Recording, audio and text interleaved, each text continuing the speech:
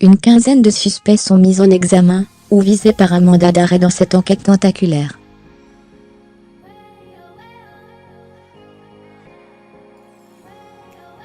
Le Monde, barre verticale, point, mise à jour, il y a toujours des zones d'ombre dans les dossiers.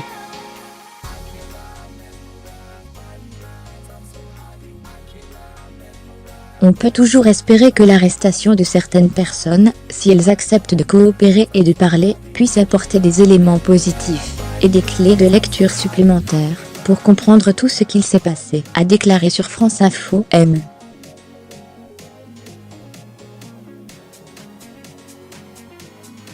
Molin, vendredi 10 novembre. Selon lui, ces témoignages pourraient notamment être utiles pour éclairer soit le rôle de certains, qu'on cherche et qu'on continue à chercher aujourd'hui, soit l'organisation de cette association terroriste et toutes les activités criminelles qui ont été les siennes.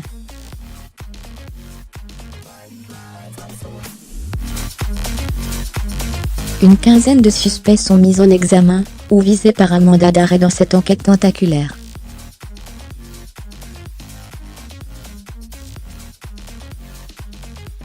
On a vraiment été confronté dans ce dossier à une cellule terroriste d'une ampleur inédite, avec des investigations qui ont révélé de très fortes connexions entre les attentats du 13 novembre, mais aussi d'autres attentats en France et en Belgique, a dit M.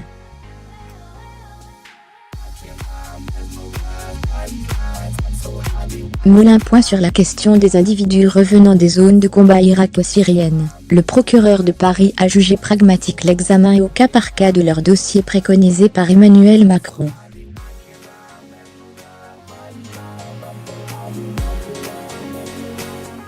Il faut se départir de toute naïveté concernant les djihadistes et les membres de leur famille, a dit le magistrat.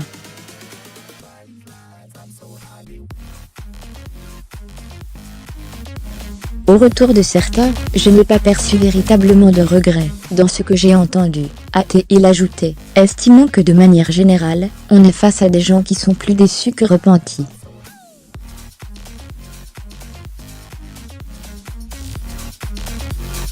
D'après les estimations des services de renseignement, 690 djihadistes français se trouvent actuellement en Irak et en Syrie, dont 295 femmes et 28 mineurs de plus de 15 ans.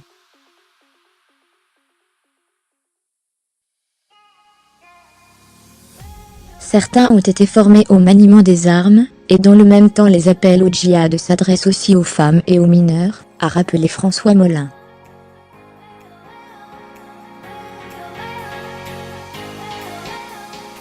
Le procureur a aussi mis en avant la souveraineté des États dans lesquels les djihadistes français ont été capturés.